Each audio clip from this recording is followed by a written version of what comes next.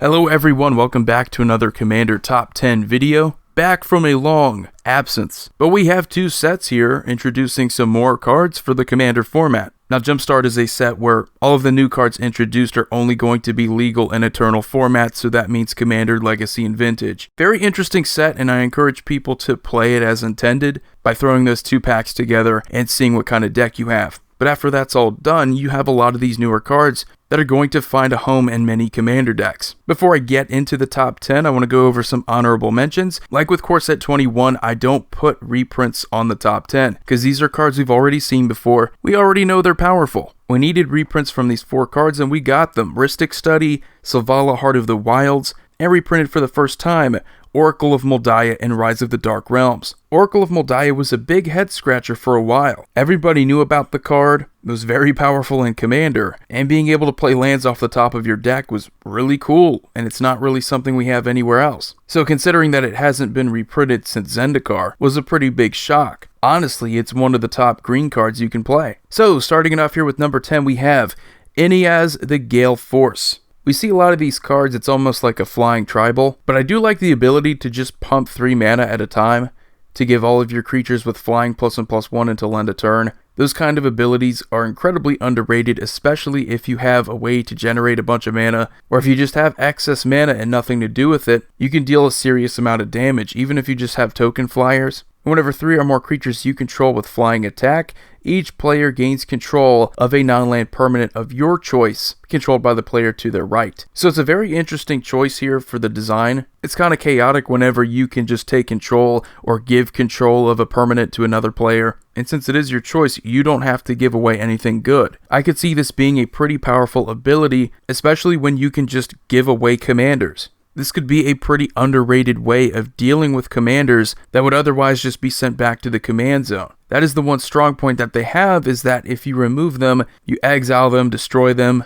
they can easily just replay them by paying the commander tax. Giving control away to another player means that they might have to wait many turns before they can get their commander back. Overall though, I would say it's not super interesting beyond just that last ability, but it does have potential if you want to build more of a chaotic deck. Number 9 is Sethron, Herloon General. I have to deduct some points because we've already had Minotaur Tribal. I will say, however, that Sethron is probably the best all-around pure Minotaur Tribal commander option now. So whenever he enters or another non-token Minotaur enters, you get a 2/3 red Minotaur creature token. His ability is kind of similar to Ineaz, where you can pay 3 mana, Minotaurs you control get +1/+0, and they gain menace and haste until end of turn. So right away, you have a way to enable haste, which is perfect in any kind of commander deck that's going to be combat focused. The menace just means that your opponents are not going to be able to pick off your creatures as easily.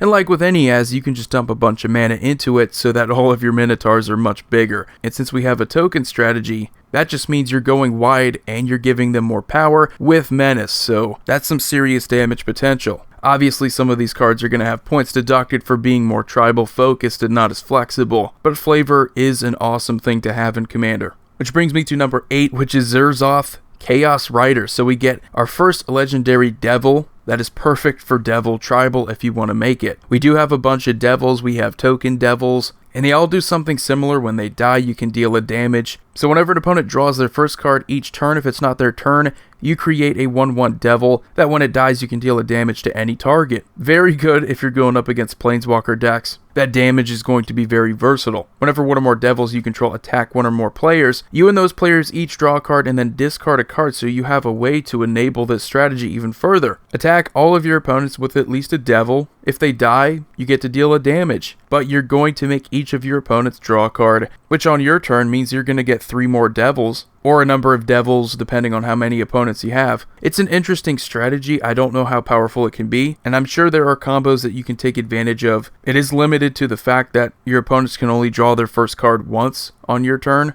so it's not like a combo that can keep going. I do think it is interesting to finally have a legendary Devil that can take advantage of those abilities. Number 7 is Blessed Sanctuary. I do like a lot of these damage prevention cards now because there are pretty cool tricks. You can take advantage of something like a Blasphemous Act. In fact, I would say Boros is pretty good with that card. Preventing all non-combat damage that would be dealt to you and creatures you control pretty much means that you can use things like Earthquake. Pretty much means you can use a lot of those massive burn spells where you're dealing X damage to each creature and to each player. Preventing damage not only to your creatures but to yourself means that a lot of those cards just become one-sided board wipes, one-sided burns. Really cool, and it doesn't even end there. Whenever a non-token creature enters the battlefield under your control, you get a 2/2 white unicorn creature token, but even outside of the unicorn tribal, you're getting 2/2 tokens, just for having non-token creatures enter the battlefield. So if you are playing Blink, if you are playing anything that takes advantage of those ETBs, you're going to get a ton of those unicorns.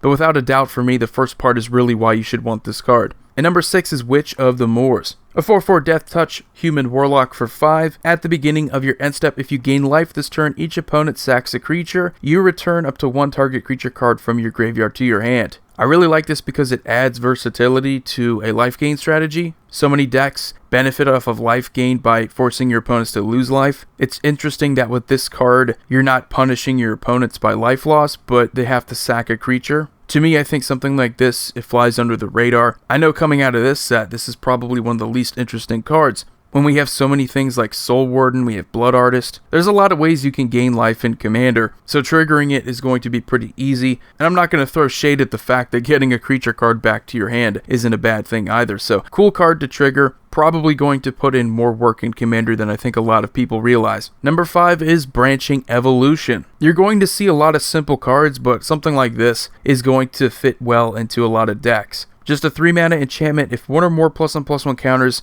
would be put on a creature you control, twice that many are placed on it instead. So it's like a Corpse Jack Menace. We see a lot of cards like Doubling Season, we see a lot of cards that can double counters. While this is only +1/+1 counters, it's a cheap 3-mana green enchantment. It's going to offer even more consistency for those counter strategies, giving you more of what you want, which is never a bad thing in a singleton format. So while there's not too much else to talk about, just the simplicity of the card and its ability is why it's going to see play in many decks. And then number 4 is Allosaurus Shepherd. Probably going to be one of the most annoying cards in Commander for green decks. Just a 1-drop elf, 1/1, can't be countered, and green spells you control can't be countered. That right there I think is a perfect reason why it should be played. But we get an ability for 6 mana until end of turn. Each elf creature you control has base power and toughness 5/5 and becomes a dinosaur in addition to its other creature types. Which is a problem that many elves have. They're tiny. They have tiny toughness. So anything that can just give -1/-1 will kill most elves. You have an ability really built in to prevent that from happening. And of course you can use it for combat tricks. But overall just going to make your deck more resilient. You can throw it into elves if you want to. I think that's really where it belongs. But just any mono green deck, making all of your green spells uncounterable for 1 green mana on a creature, I think is pretty darn good. And then number 3 is Immolating Geyer. 6 mana red sorcery, it deals X damage to each creature and planeswalker you don't control, where X is the number of instants and sorcery cards in your graveyard. Holy crap, this card is going to be good in Commander. It is a bit situational, obviously mid to late game. When you have the most instants and sorceries in your graveyard, this is going to be the most effective then. And if you get Bajuka Bogged, it could be a dead card. But when it's good, that is very good. A one-sided board wipe that is also capable of dealing with planeswalkers. And your stuff is still allowed to survive. This is pretty rare in red. And if you are going for more of a spell slinger strategy in red, this is perfect for you. Number 2, probably my favorite card in the whole set, is Tiny Bones Trinket Thief. Just a 2-mana black creature, 1/2 skeleton rogue, cool creature type, legendary so it could be a commander. At the beginning of each end step, if an opponent discarded a card this turn, you draw a card and lose a life, so there's built-in card draw, and you can pay 6 mana. Each opponent with no cards in their hand loses 10 life. So if you're a fan of the old school rack strategies, dealing damage to your opponents for not having enough cards in their hand, forcing them to discard all the time, this could enable a similar strategy in Commander. And these top 2 cards on my list are not going to be friendly, so discard in addition to what I have coming up here next. It is so effective, really stopping your opponents by getting rid of the spells that they could play before they're able to play them. So number 1, Probably saw this coming. Brew Vac, the Grandiloquent. 3 mana Human Advisor, 1/4. If an opponent would mill 1 or more cards, they mill twice that many cards instead. Super simple, like with Branching Evolution, we kind of know what it's going to do. We know the impact it's going to have. It's already a pretty powerful strategy if you can get it working. Mill can shut down many decks. You can mill win cons. And the problem with mill is that many of the decks include cards that were really intended for 40 card, for limited, for standard even. So maybe this is what the mill decks needed, was to just multiply them all by 2. So anyway guys, that's going to do it for this video. Let me know what you think about Jumpstart. Overall, I think it's going to be a pretty interesting set. I'm more interested in the gameplay. Just like with Battle Bond, I think it's about the experience. But take it easy, Void here signing off. Have a wonderful day.